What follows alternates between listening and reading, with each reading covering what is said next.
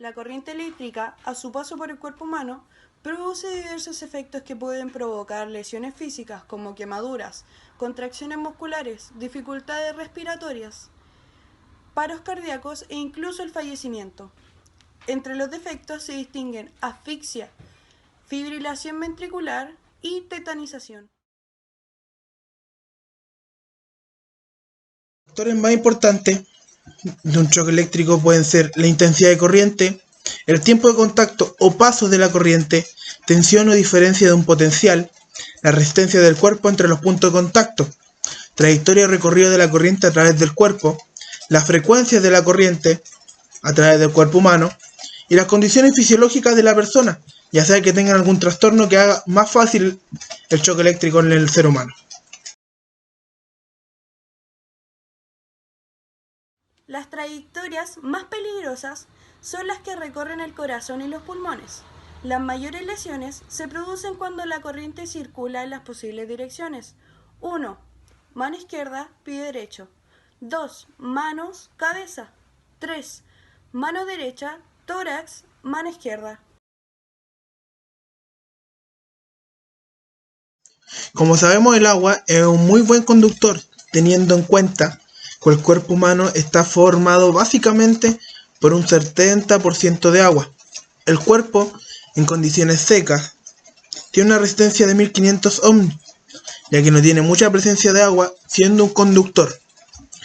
En condiciones húmedas, la resistencia varía bajando su resistividad a 1000 ohms, siendo que hay presencia de agua en el cuerpo. En condiciones mojadas, la resistividad varía nuevamente bajando a 500 ohms, ya que tiene un 75% de agua presente en el cuerpo, sea más de 3/4 del cuerpo.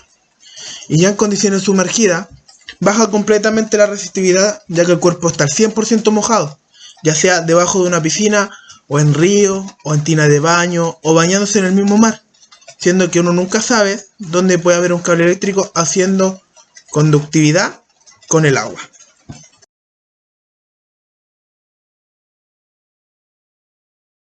Los valores de la resistencia en el cuerpo humano son: brazos 460 ohmios, piernas 840 ohmios, pecho 80 ohmios, abdomen 15 ohmios y el tórax 125 ohmios. Frecuencias en base de un contacto eléctrico directo e indirecto. El contacto eléctrico directo es el contacto de personas con partes eléctricamente activas, ya sean materiales y equipos electrificados. La corriente deriva de su trayectoria particular por un cuerpo humano, las afecciones y se encuentran el paro cardíaco, que se produce cuando la corriente pasa por el corazón y su efecto en el organismo se traduce en el paro circulatorio por parada cardíaca. También está la asfixia o paro respiratorio, que se produce cuando la corriente eléctrica atraviesa el tórax, o sea, esta parte, e impide la acción de los músculos, pulmones y respiración. También está la contracción muscular, que consiste en la anulación de la capacidad de reacción muscular que impide la separación voluntaria del punto de contacto eléctrico.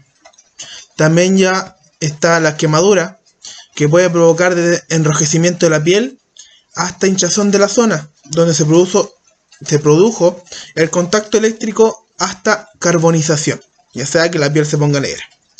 La embolia, que es el paso de la corriente, puede dar lugar a la aparición de coágulos en la sangre, que pueden obstruir algunas arterias, que puede también provocar leucemia.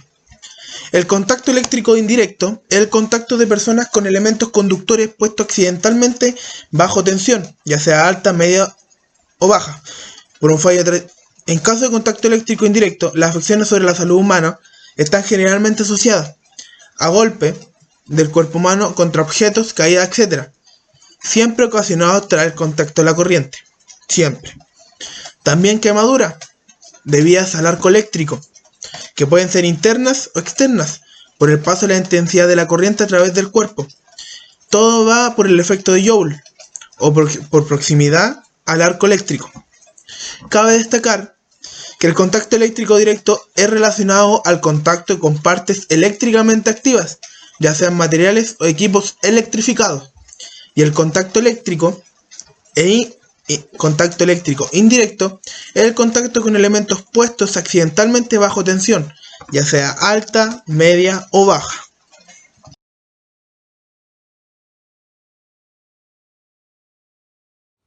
Prevenir la ocurrencia de situaciones de riesgo que pudiesen afectar la integridad física de quienes interactúan de manera directa en las partes móviles de equipos o maquinaria, o de manera indirecta con entornos o instalaciones que por naturaleza utilizan algún tipo de energía, mediante la estandarización de sus sistemas de bloqueo de energía que garantice la desactivación y evite la energización de estos cada vez que se requiera, evitar daños o contaminación y mantener buen desempeño.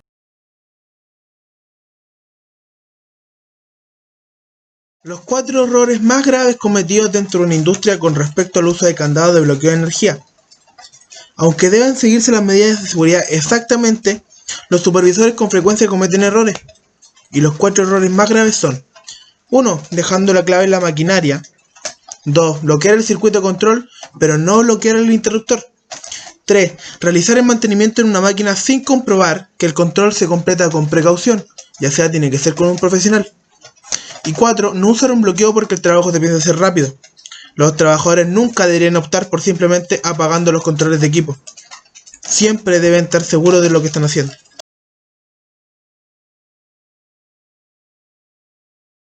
Baja tensión. La baja tensión es la que usan la mayoría de los aparatos eléctricos y es menos peligrosa que la alta y la media tensión, con el fin de evitar riesgos de accidente. Toda instalación debe estar protegida por un interruptor y diferenciales, que se encuentran en la entrada de las casas para brindar mayor seguridad.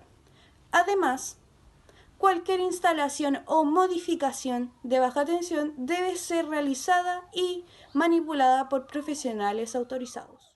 Media tensión. Normalmente se utiliza para transportar energía desde las subestaciones hasta las centrales transformadoras que dan suministro a los barrios y pueblos.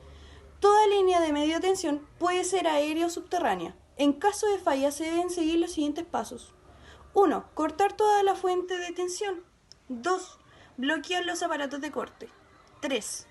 Comprobar la ausencia de tensión. 4. Poner en tierra y corto el circuito. 5. Señalar su zona de trabajo. Alta tensión.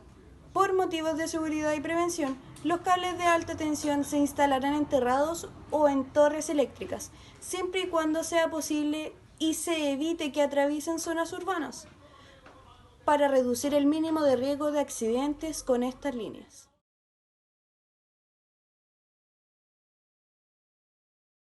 Consecuencias de accidentes eléctricos en baja, media y alta tensión. Un accidente con tensiones bajas y medias y altas son similares, con las cuales la diferencia en un accidente de tensiones altas provoca inminentemente la muerte, ya que la descarga eléctrica no la soportaría la resistencia de nuestro cuerpo. Este tipo de accidente puede ir desde la destrucción de alguna parte de nuestro cuerpo hasta la desintegración de nuestro organismo, sobre todo nuestro corazón y pulmones, haciendo las mínimas las posibilidades de prestar atención médica y por ende el fallecimiento del afectado. Las tensiones medias, si bien tienen una menor cantidad de voltaje, su reacción a nuestro cuerpo podría causar secuelas de por vida, afectando tanto la movilidad, la vista, el olfato, etc. Y los accidentes de tensiones bajas pueden causar un choque eléctrico en nuestro cuerpo que puede causar desde quemaduras hasta incluso un paro cardíaco. Pero a diferencia del accidente en alta tensión, la atención médica puede ser inmediata y dar resultados positivos, refiriéndose así a que el afectado sobreviva y ojalá, si Dios quiere, en otras oportunidades o a lo largo del tiempo no quede con secuelas.